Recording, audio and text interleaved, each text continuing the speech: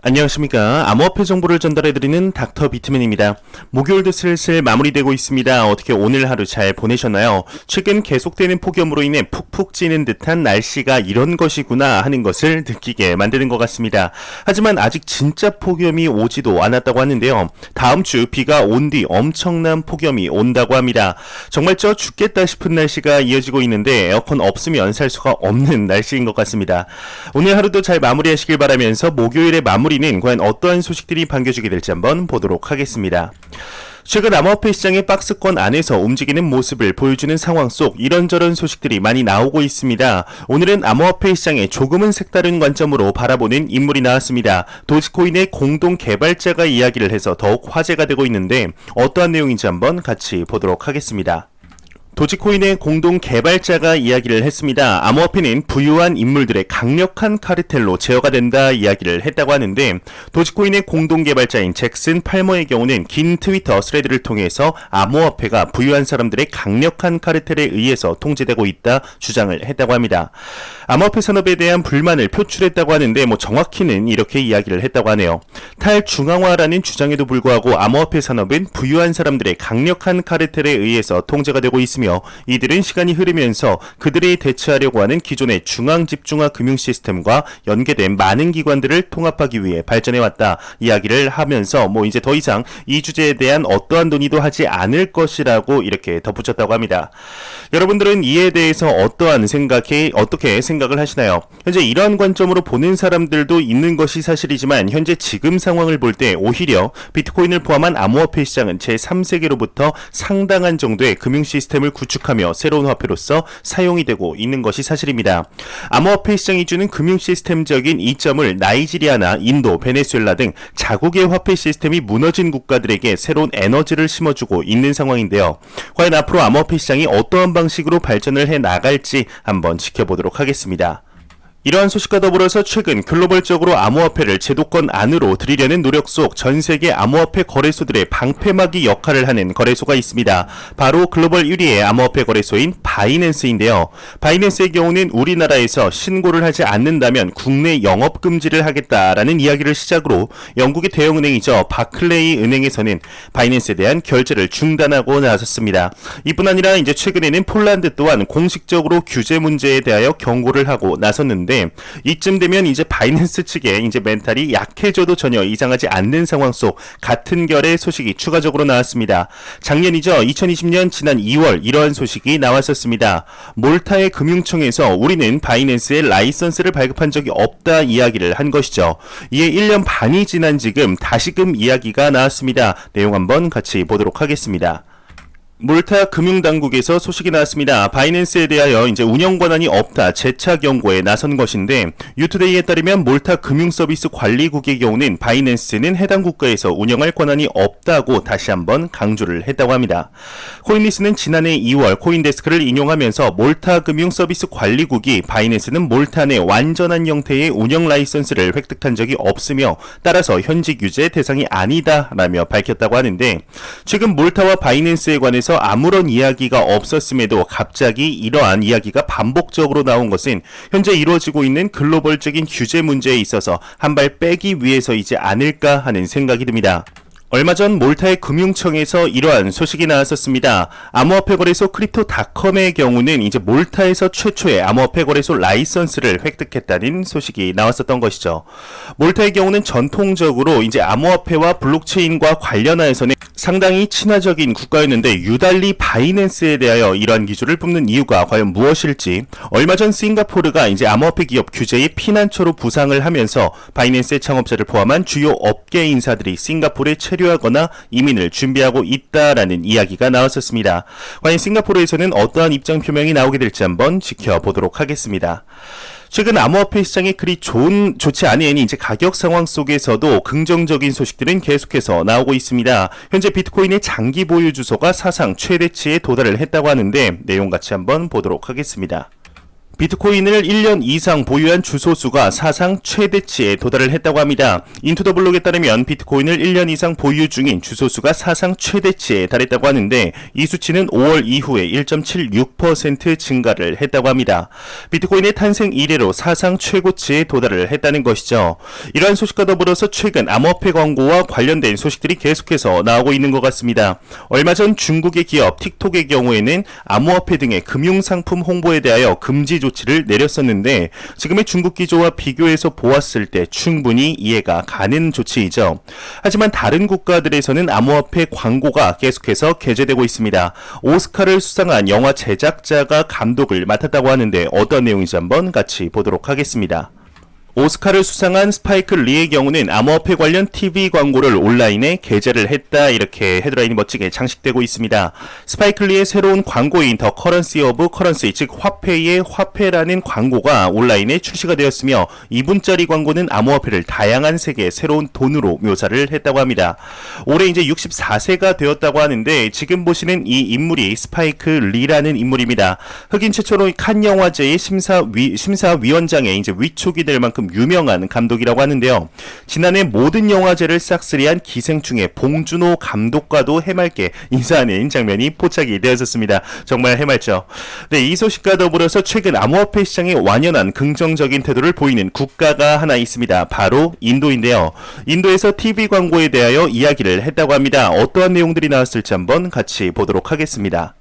인도의 법원에서 소식이 나왔습니다. 표준화된 암호화폐 TV 광고 면책 조항을 요구했다고 하는데 인도 델리 고등법원이 표준화된 면책 조항 없이 인도 국영 텔레비전에서 광고하는 암호화폐 거래소에 대한 적절한 지침과 규칙 발표 및 효과적인 조치를 취하기 위한 방향을 모색하는 통지문을 인도증권거래위원회 등 기관에 발부했다고 합니다. 그러면서도 현재 암호화폐 광고에 삽입되는 문구 사이즈가 표준 사이즈보다 작으며 문구가 떠있는 시간도 매우 짧다고 지적을 했다고 하는데요. 현재 암호화폐 시장을 제도권 안으로 들이려는 노력들이 계속됨에 따라 TV 광고 및 홍보에 대한 이야기들도 계속해서 나오고 있습니다. 이러한 규제를 만드는 과정이 쉽지는 않겠지만 머지않은 미래 조금씩 틀이 다듬어지게 되지 않을까 하는 생각이 듭니다. 이런 상황 속 저는 처음 들어보는 국가에서 한 소식이 나왔습니다. 암호화폐 관련 지침을 마련 중이라고 하는데 어떠한 국가인지 한번 같이 보도록 하겠습니다. 키프로스 공화국 당국에서 소식이 나왔습니다. 암호화폐 관련 지침을 마련 중이다 이야기를 했다고 하는데 체인뉴스에 따르면 키프로스 공화국 증권거래위원회인 디미트라 칼로게루 위원장의 경우는 키 SEC 설립 25주년 기념 연설에서 암호화폐 서비스 제공업체 등록제를 비롯한 암호화폐 관련 지침을 준비하고 있다. 감독 관리는 자금 세탁 방지에 초점을 맞출 것이라고 이야기를 했다고 합니다. 이 소식과 더불어서 최근 글로벌적인 중앙은행들의 최우선 과제가 하나 있습니다. 바로 중앙은행 발행 디지털 화폐인 CBDC인데요. 얼마 전 미 연준의 부의장의 경우는 이러한 언급을 했었습니다. 달러 대비 위험성이 높기 때문에 CBDC의 개발 작업을 중단했다라는 이야기를 했었는데 오늘 이에 대한 추가적인 소식이 나왔습니다. 부의장이 아닌 의장이 직접 이야기를 했다고 하는데요. 어떠한 내용일지 한번 같이 보도록 하겠습니다. 미 연준 의장이 이야기를 했다고 합니다. 디지털 통화 위험은 현실이며 스테이블 코인에는 적절한 규제 프레임워크가 필요하다 이야기를 했다고 합니다. 미 연준의 이제 의장인 제롬 파월의 경우는 미국 하원 금융서비스위원회 청문회에 출석하여서 CBDC에 대한 대중의 의견을 얻기 위해 9월 초 디지털 통화 보고서를 발표할 것으로 예상한다 이야기를 했다고 합니다. 또한 중앙은행의 디지털 통화 보고서의 잠재적인 이점과 위험이 나열될 것이라 이야기를 하면서 디지털 통화가 직면한 위험은 현실적이며 스테이블 코인에는 적절한 규제 프레임워크가 필요하다 덧붙였다고 하네요. 이외의 내용은 그리 중요하지 않아서 넘어가도록 하겠습니다. 현재 이제 CBDC의 발전과 개발이 암호화폐 시장에 부정적인 영향을 줄 것이라는 의견들이 꽤나 들리고 있습니다. 하지만 제 개인적으로는 오히려 크나큰 반사 이익을 줄 것이라 생각을 하고 있는데 저와 같은 결의 이야기를 하는 인물이 있습니다. 바로 제미니의 공동 창업자 중 한 명인 타일러 윙클보스인데요. 디지털 달러가 출시된다 해도 비트코인의 효용성은 변하지 않는다 언급을 했다고 합니다. 내용 같이 한번 보도록 하겠습니다. 제미니의 창업자가 이야기를 했습니다. 디지털 달러가 출시된다 해도 비트코인 효용성은 그대로일 것이다 이야기를 했다고 하는데, 암호화폐 거래소 제미니의 창업자이자 비트코인 억만장자로 유명한 타일러 윙클보스의 경우는 트위터를 통하여 달러는 금을 쓸모없게 만들었지만 디지털 달러는 비트코인을 쓸모없게 만들지 않을 것이다 이야기를 하면서, 제롬 파월 연방준비제도 의장의 양적 완화 정책은 비트코인의 효용성을 더욱 커지게 만들었다 이야기를 했다고 합니다. 지난 2020년 3월이죠. 코로나의 창궐로 인해서 미국에서는 무제한 양적 완화라는 전대미문의 달러를 풀기에 나섰습니다. 이에 멈추지 않고 바이든 정부 또한 2차 대전과 맞먹는 양의 비상 예산안을 띄웠었는데, 이러한 무제한 달러의 발행에 부작용이 현재 이루어지고 있는 중입니다. 인플레이션 문제가 대두되면서 인플레이션으로부터 자산을 지키는 비트코인의 역할에 대해서 의견이 분분한 상태이죠. 위에서 타일러 윙클보스가 이야기를 한 양적 완화라는 이야기는 이러한 문제점으로부터 비트코인의 해칭 역할이 더욱 커졌다는 데 손을 들어주는 것이라 생각을 하는데요. 디지털 달러가 나온다 하더라도 현재 비트코인을 포함한 암호화폐 시장이 만들어가고 있고, 이미 만들어진 금융 시스템을 모두 대체하지 못할 것이라 생각이 듭니다.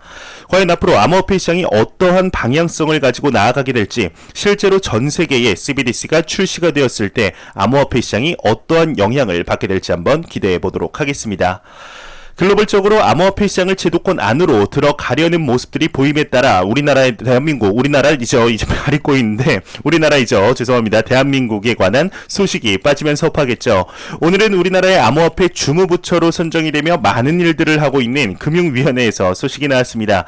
최근 금융위원회의 경우는 그동안 암호화폐 거래소를 비롯한 은행들을 강하게 압박하면서 나왔던 이야기들을 조금씩 풀어내는 듯한 모습을 보여주고 있는데, 얼마 전 은성수 위원장의 경우는 가상자산에 대한 1차 책임은 은행에게 있다는 이야기를 오해한 부분이 있다며 이에 대한 설명을 하는 내용을 발표했었습니다.